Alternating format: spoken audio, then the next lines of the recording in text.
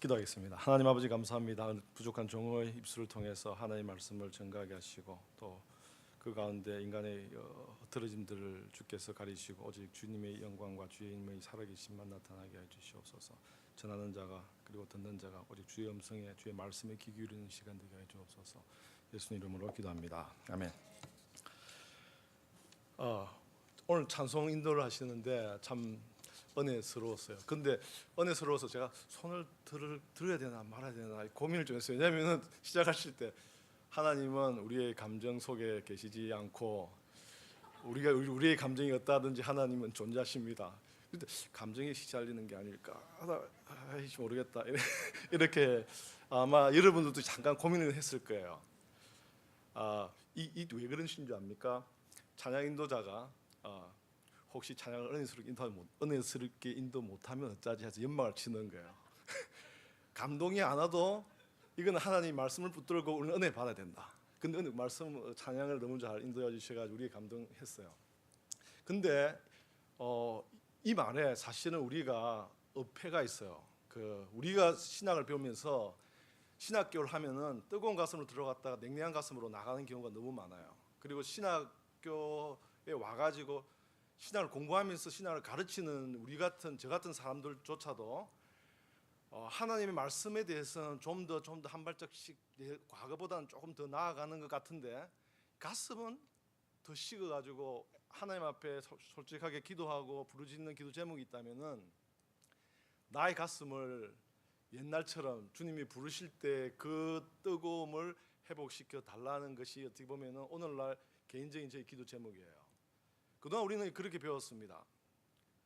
감정에 치우치지 말라. 하나님은 감정에 있지 아니하다. 사실 이거는 스콜라 학파에서 놓은 기독교 신학의 어떤 표현이에요. 스콜라 학파를 만든 창시자 제논, 그의 서성되는 제노크라테스, 이름이 매우 쉬워요. 소크라테스, 제노크라테스. 제노크라테스가 뭐라고 말했냐면은 사람의 모든 감정에서 사람에 나오는 모든 감정은 보통 우리의 인간의 혼안에 있는 악한 영들의 작동이다라는 거예요. 그래서 하나님은 감정에 움직이지 아니하시는, 영향을 받지 아니하시는 분이다. 그래서 우리 안에 있는 성령님, 그 하나님도 감정에 좌지우지하면은 그거는 악한 영의 그림자지 하나님이 아니라는 거예요. 우린 그렇게 교육받았어요. 저도 그렇게 교육받았어요. 그렇게 목사님들을 가르쳤어요. 그래서 심지어 장례식에 가면은 울면 안 되는 줄 알았어요. 울지 말라고 했어요. 왜? 하나님 천국 가는데. 그래서 안 믿는 믿는 친척들이 오면은 서로 눈치를 봐요. 안 믿는 분들은 믿는 분들은 절도 당연히 안 할 분들은 그러니까 슬픔이 와도 안 슬픈 척을 해야 되고, 그리고 그런 모습을 보고 이게 안 믿는 사람들은 손가락질해 버르장머리 없고 못 배웠다라는 거예요. 목사님이 신방 와서도 그렇게 가르쳐요. 근데 예수님은 어쨌습니까? 나사로가 죽을 때 우셨다라고 해요. 하나님이 우셨어요. 그뿐입니까?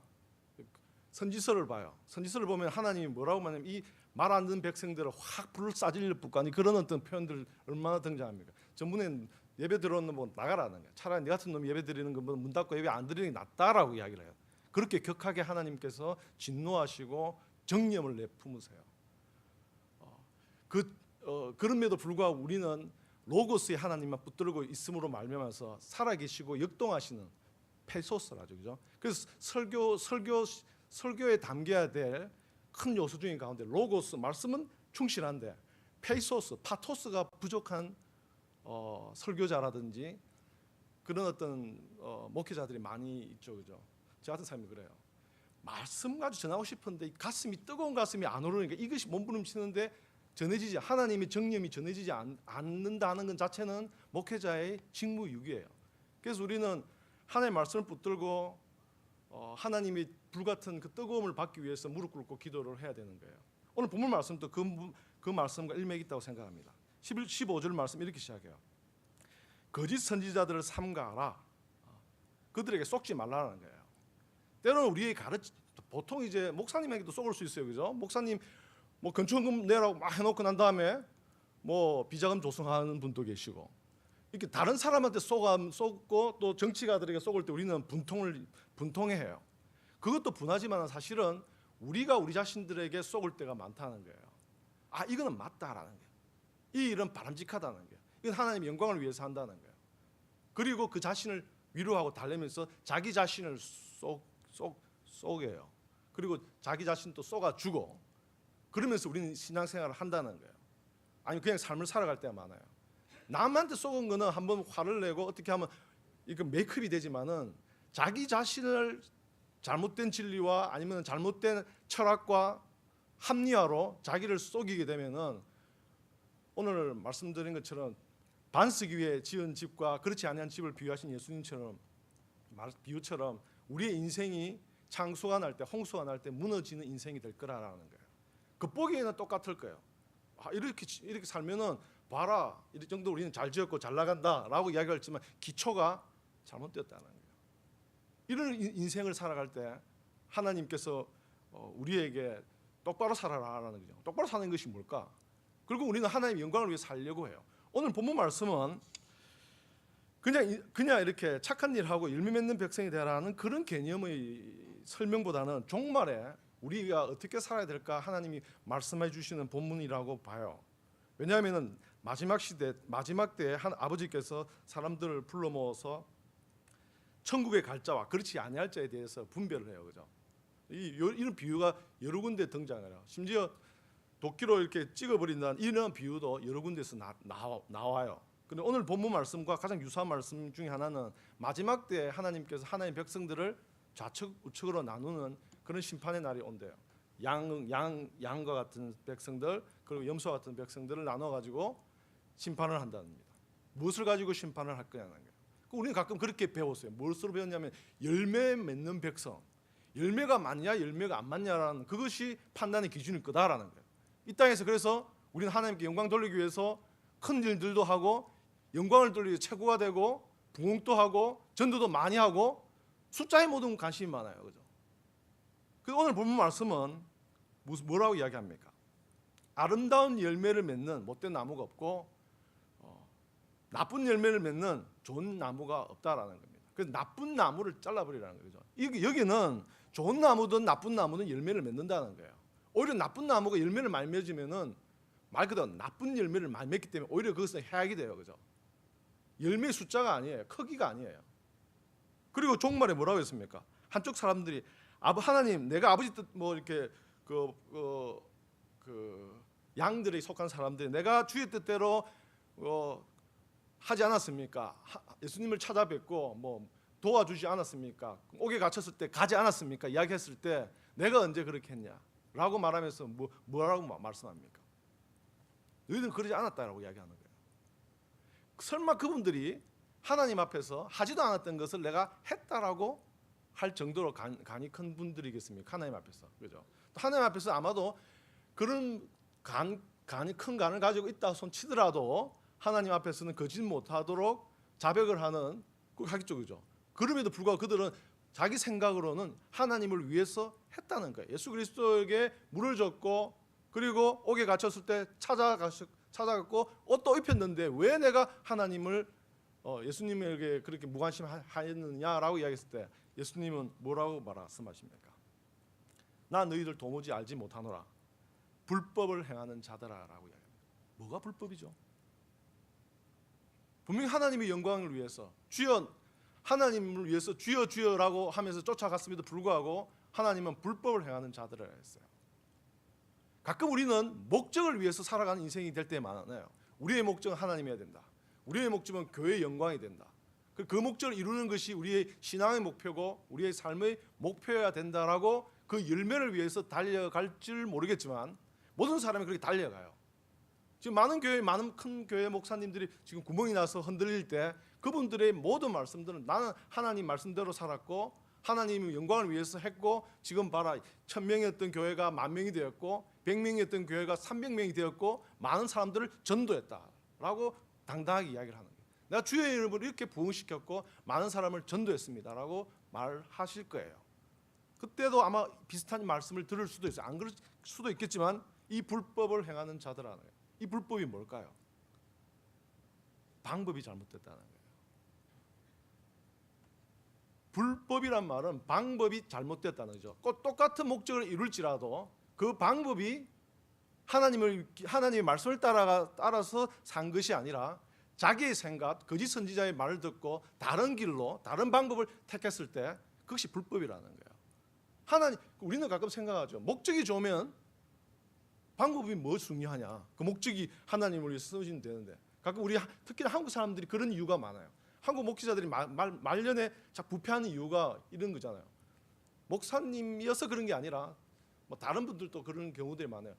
개처럼 벌어서 정승처럼 쓰자. 기가 솔깃하지 않습니까? 내가 무엇을 하든지 막 개처럼 벌어가지고 마지막에 돈 많이 벌어가지고 착한 일 하면 안 되냐? 돈 많이 벌어가지고 가는 사람 도와주면 되지 않느냐는 거예요. 뭐 부정부패를 해서 뭐 남을 탈취를 하든 어떻게 하든 돈 많이 벌어가지고 나중에 갚으면 되지 뭐. 내가 어떻게 해서 수당 방법 가리지 않고 높은 것을 올려가지고 권력을 잡아가지고 하나님 말 믿게 하면 되지 뭐. 그래가지고 지금 과거 한국 그 대학생 선교회를 중심으로 해가지고 엘리트층 학생들이 지금 어떻게 되었습니까? 권력층이 다 가 있어요.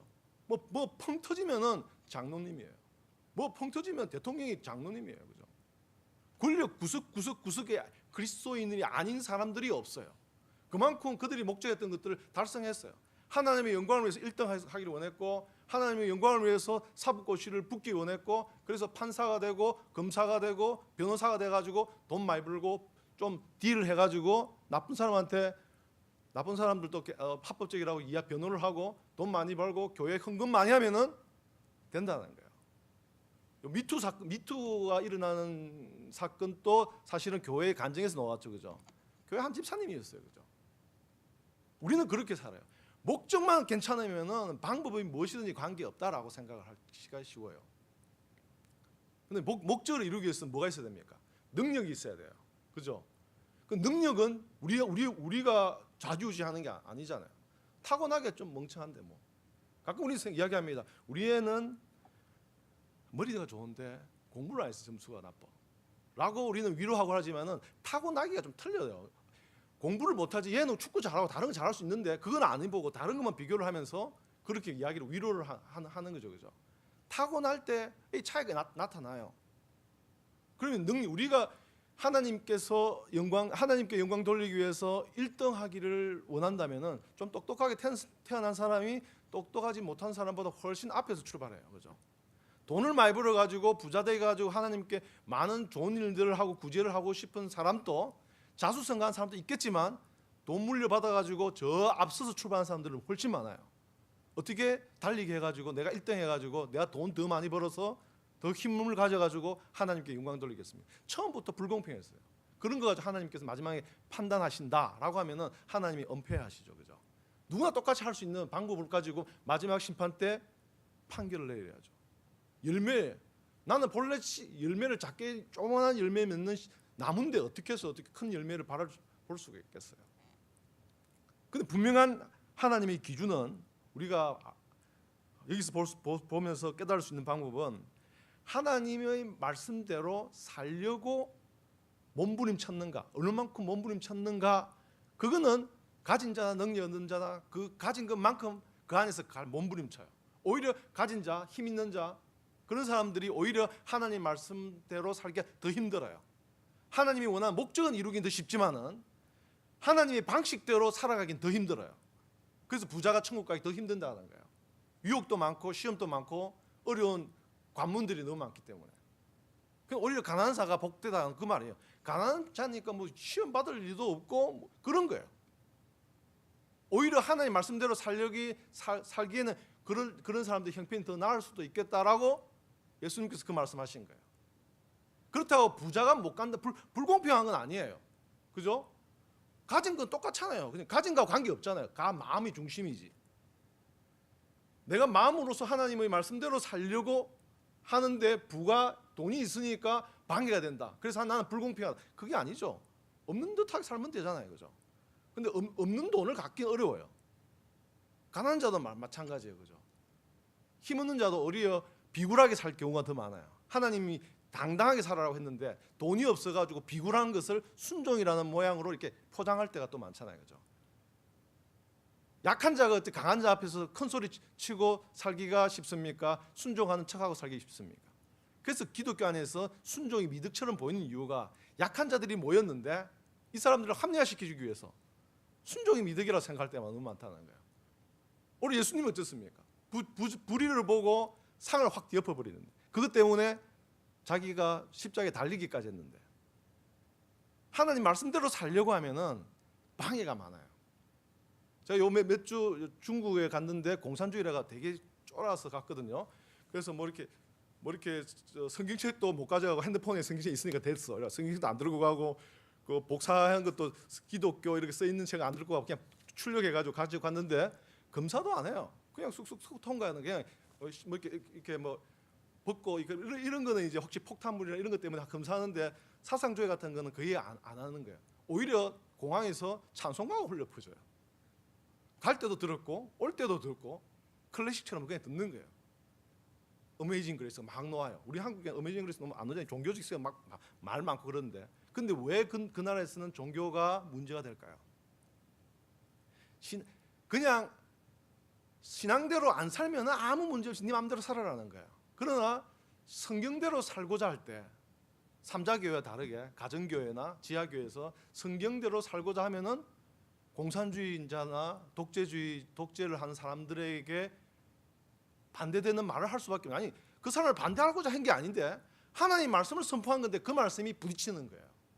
그 말씀이 사람들을 선동할 수도 있고 그 말씀이 뭔가를 일으킬 수도 있기 때문에 모이는 걸 못하게 하는 거예요. 그냥 하나님 말씀 안 듣고 보고 꼬박꼬박 올리고 하면은 아무도 안 잡아가요. 그냥 사람들 보는 앞에서 예배 드려도 괜찮아요. 하나님 말씀처럼만 안 살면 돼요. 그러면 아무 문제가 없어요. 북한에도 문제가 없고 중국에도 문제가 없어요. 근데 하나님 말씀대로 살고자 할 때는 그곳은 이것보다 아주 신앙생활하기 힘든 곳이라는 거예요. 왜요?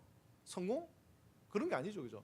하나님 말씀대로 살고자 할 때 부딪히는 것 때문에 방법대로 하나님 방법대로 살고자 할 때 부딪힌다는 거예요. 오늘은 우리 자신들을 돌이켜 볼 때 가끔씩 그렇게 타협할 때가 많잖아요. 저 자식도 이런 부분 가지고 갈등을 많이 해요. 예를 들면은 주식을 투자한다 합시다. 주식을 투자하는데 이걸 투자하면은 그냥 교육 사업이기 때문에 괜찮아요. 그런데 이거는 돈이 안 나요, 안 돼요. 그런데 술 파는 종목이 있다 합시다. 투자하면 돈이 돼요. 어디다 투자하는 것이 바람직할까요? 고민이 되잖아요, 그죠? 돈을 벌 것인가, 아니면 이걸 택해서 망할 것인가? 우리 삶 속에 이런 것들이 너무나 잦다는 거예요. 하나님 말씀대로 살고자 하면 망할 게 뻔히 보여요. 그렇지만은 그렇게 살아야 되기 위해서 우리 몸부림쳐야 되는 거고, 하나님 말씀을 저버리고 이 길을 가면은 쉬워요. 성공하기도 쉽고 가지기도 쉬워요. 그런 것을 보고 하나님이 우리 마지막 날에 우리를 보시고 말씀하시겠다는 거예요. 말씀대로 안 살고 주여 주여 주여 내가 주의 영광을 위해서 이것도 하고 저것도 했습니다 라고 한 사람이 불법을 행하는 자들아요. 정말 개처럼 벌어가지고 하나님 영광을 위해서 썼구나 하는 거예요. 우리는 그리스도를 닮는 자로서 그리스도의 길을 가기를 원하죠, 그죠? 가끔 우리 십자가가 우리의 신앙을 약간 모호하게 할 때가 많아요. 그래서 가끔 우리 개혁주의 교회에서는 십자가조차도 없었는데 생기네요. 이걸 안 걸어놓을 때가 많아요. 왜냐하면 십자가도 우상이 될 수도 있다는 거예요. 그리고 또 하나, 우리 십자가를 보면서 거기에 대한 고올이 되는 경우 있죠, 그죠? 예수님이 우리에게 말씀하시기는 나의 길을 따르라. 십자가의 도예요. 십자가로 가기까지의 길을 따라가는 것이지 그냥 십자가만 지는 그런 차원이 아니라는 거예요. 지고 골고다까지 가는 거지 골고다에서 못 박혀 죽는 것 자체가 목적이 아니라는 거죠. 그까지 길을 가는 것이 그리스도의 길이라는 거죠. 그 십자가의 도라고 하잖아요, 그죠? 길도자예요. 내가 길이라고 이야기하신 거예요. 내가 목적도 그리스도이기 때문에 목적인 그분이 길이라는 거죠, 그죠? 오늘 이 말씀 속에서 가끔씩 생각합니다. 내가 다니고 있는 내가 학교, 내가 섬기고 있는 교회, 내가 어떤 직분을 가지고 있고 그래서 무엇을 할까, 무엇을 해서 어떻게 하나님께 영광을 돌릴까가 아니라 무엇을 하든지 내가 올바른 길을 통해서 하나님께 어떻게 영광을 돌릴 수 있을까, 이 길이 정말 하나님이 원하는 길일까? 하나님이 원하는 방법일까? 이것 가지고 몸부림치는 우리가 되기를 원합니다. 우리 자신들을 속이지 말고 거짓된 길을 맞다고 위로하면서 이 길을 가면 맞아, 틀림이 없어라고 거짓 선지자 나 자신에게 속지 말고 오직 말씀이 기준 되셔서 그 말씀에 따라서 그대로 살려고 몸부림칠 수 있는 여러분 되시길 축원합니다. 기도하겠습니다. 하나님 아버지 감사합니다. 오늘 주의 말씀처럼 살기를 원합니다. 이 마지막 때 땅이 흔들리고 또 땅이 깨어지고 갈라지고 그때 주님이 오시리라고 하셨는데 이제 2000년이 지나면서 이제 드디어 오시구나 하는 우리의 마음들을 주여 일깨워서 이제 주님이 얼마 남지 아니하다고 생각하시며 우리의 마음을 주스리며 주님의 길을 가는 우리들 되기를 원합니다. 쉬운 길을 선택하기를 원하고 좁은 길보다는 편안한 길을 선택하기를 원하는 우리 자신들을 주여 살피시고 주님의 길을 갈 수 있는 우리들 되게 하여 주시옵소서. 그러한 믿음 주시고 그러한 용기를 주시고 그러한 우리의 신념 우리에게 허락하여 주시옵소서. 알지만은 행하지 못할 때 주님의 뜨거운 정념으로서 우리를 끌어오르게 하시사 물불을 가리지 않고 주님의 길을 갈 수 있는 그런 하나님의 정념을 가진 하나님의 가슴을 가진 그리스도의 심장을 가진 우리들 되게 하여 주시옵소서. 예수님 이름으로 기도합니다. 아멘.